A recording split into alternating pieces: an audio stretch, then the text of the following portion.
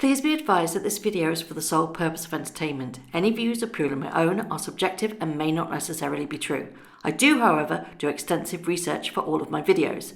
All photos have been found on the public domain. I am using them under the fair use and fair dealing guidelines. I urge everybody to do their own research. Well, hello, it's Murky Meg here. It's Monday the 27th of July and this is my second video today, but it's a different subject. On this video I am going to be discussing everything that's happened with regards to the extracts from Omid Scooby's book called Finding Freedom, The Making of the Modern Monarchy. Woohoo! Right, so over the weekend it has been an absolute bloodbath with regards to extracts being released. And unfortunately, Harry and Meghan, it was led to believe, they felt that this book was going to set the record straight on their versions of exactly what happened, following up and following on from the Mexit debacle. Unfortunately, it's had the complete opposite effect. It seems to me that this book has shown them to be petty, bitter, angry, entitled and selfish. That's my own personal opinion. I've got a lot to cover. Hopefully it will be in one video, but I may have to make this into two videos because I'm looking at my mind map here and there's a lot to cover because we have been bombarded after article after article, and the extracts contained quite a lot of damaging allegations with regards to the courtiers at Buckingham Palace, William himself, Kate herself, what Harry said, what Meghan said. And as these extracts were coming out, quite a lot of them were disproven. Before I get into the nitty-gritty, Omid Scooby sat down with the Times and did a pre-release interview. It's more of a bit of to publish and to promote the book itself. Now, he spoke to the feature writer from the Times called Andrew Billen. Now, the interview was published and we all thought it was a typo, to be perfectly honest. It said in the interview, in the transcript, that Omid Scooby was 33, but he's not. Receipts never lie, Omid. You must remember that. Back in 2008, you tweeted, "Day 2 of being 27, and despite having to work, I think it's gonna be a good day." That makes you 39, sunshine, not 33. Again, I had a look on Company's House with his company details. Says that he was born in 81, making him 39. So we thought, like I said, gotta be an error, huh? So people started tweeting to Andrew Billen to say, what is going on? Is it a typo, or did Omid Scooby say he was 33? Andrew Billen confirmed that Omid told me he'd just turned 33. Following on from that, it seems like Omid went back through his old tweets and deleted that tweet from 2008. Now, I'm sorry, but if an author can outright lie about his age, get caught out, try to delete the evidence, it really doesn't bode well for the authenticity and the reliability of the book itself, does it? Dan Wootton, always spectacular in his comebacks, tweeted, "Many of the stories now confirmed by Harry and Meghan in the book were denied at the time. Given the author Scooby has lied to the Times about his age this weekend, he's 39, not 33. I wouldn't trust a word of this hagiography.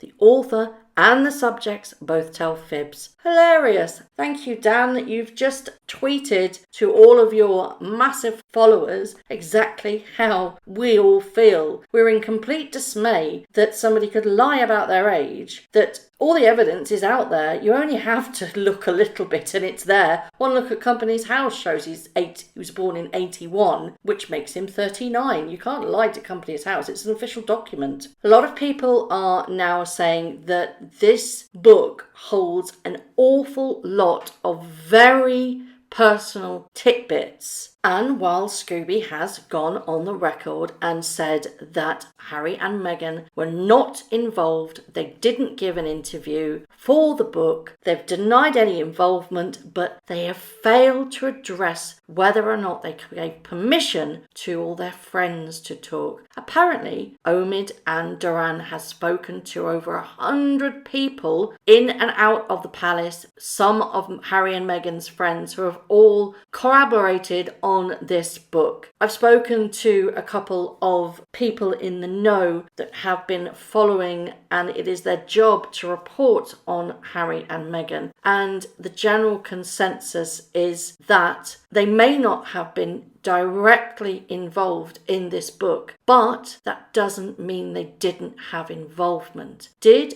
Harry and Meghan coach their friends what to say for the book and the interviews? Now, it's been reported that the couple gave their blessing for their friends to talk to the two authors, but did they coach them on what they wanted to say? Because it's been reported that this was supposed to set the record straight, but has it? When this book's announcement was made all those months ago, quite a lot of pro-Meghan Markle media outlets ran articles to say that, in fact, Harry and Meghan had been involved with this book. That was retracted quite swiftly, and Omid Scooby now flatly denies. In fact, Andrew Billen of The Times asked him 3 times whether or not they participated in this book. A spokesperson said that the couple were not interviewed and did not contribute to Finding Freedom, adding the book is based on the author's own experiences as members of the Royal Press Corps and their own independent reporting. It's been said that in an interview with The Times, Omid Scooby appeared to choose his words carefully when he was quizzed about the level of access, if any, that was granted to him and Mr. Rand. The book doesn't claim to have any interviews with Harry and Meghan, and nor do we, said Omid Scooby. Asked whether there had been an off-the-record discussion, he said, "You've read the book. There's no on-the-record interviews with the couple." Pressed again on the same question, he replied, "No, and I think that you can tell from the reporting my time around the couple is enough for me to know my subjects." Ooh, Ooby Scooby, you doth protest too much. Now, whether or not they had direct involvement, it is clear with the amount of personal details that somewhere along the line somebody is telling porky pies. It goes into immense detail, examples of which are Archie's expression as he entered the world, to the name of their Labrador, sensitive conversations with members of the royal family, and even the perfect pose that Meghan stretched her body into after discussing marriage with Harry on holiday in Botswana. It is a little bit sad because right now the sugars are really gunning for Caroline Durand because she's not been involved in the promotion side of this book at all. They're gunning for her and they're saying that the reason why that she's turning tail, she hasn't turned tail, she's just probably made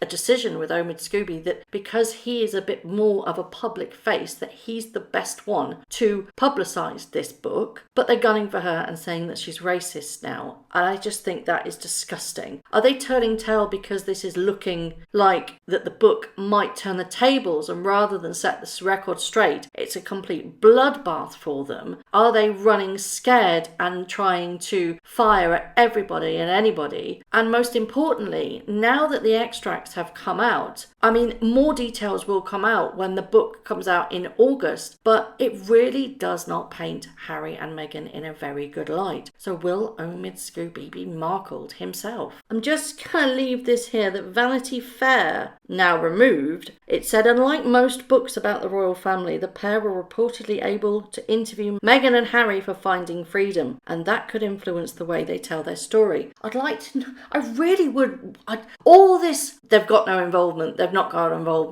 They've had to have had some involvement at some stage, because otherwise they'd be suing you, because this is very personal information, and Harry and Meghan are very, or so they say, private people that don't like their personal information out there. So why aren't they suing Omid Scooby? Now, I have mentioned this tweeter in numerous videos. I think they are fantastic. It is Baroness Book. She tweeted to Van der Hoofy, which is Erin van der Hoof, who works for Vanity Fair, and asked them directly. Erin van der Hoof responded they invited both the journalist who wrote the book to private events that others weren't allowed to attend. Clearly different from the Duke Duchess signing off on the contents, but they did have more access than anyone else. Baroness Buck then replies, "Furthermore, just 1 month ago you wrote the pair were reportedly able to interview Meghan and Harry for Finding Freedom. Your headline stated that the couple cooperated with 2 journalists on a biography, not the couple shared space with journalists at events. Is it backtracking or can't you stand by your sources and original reporting? We'd love to know." And of course, Erin van der Hoof responded, "Since I just saw that Omid told the Times he didn't talk to her, I'm honestly not sure and will check back with my source. Otherwise, seems like their team was cooperating back in 2018, but I'm not positive what went down after that." So is that evidence by Erin van der Hoof that they did in fact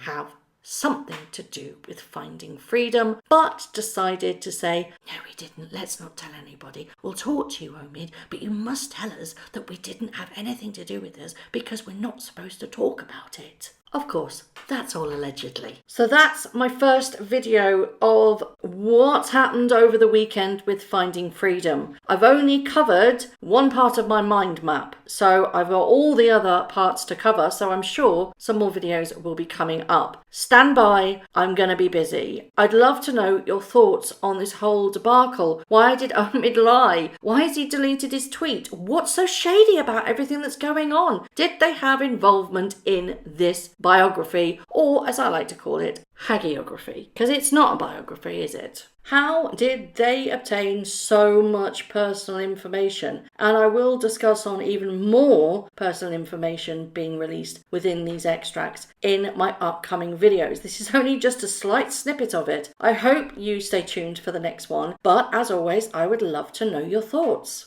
Thank you very much for watching. If you haven't already, please subscribe to my YouTube channel, hit the notification bell, and also that like button. I'd like to take this opportunity to thank all of my followers for all the tips and all the emails, DMs that everybody sends to me. It really is greatly appreciated. So thank you very much for watching once again.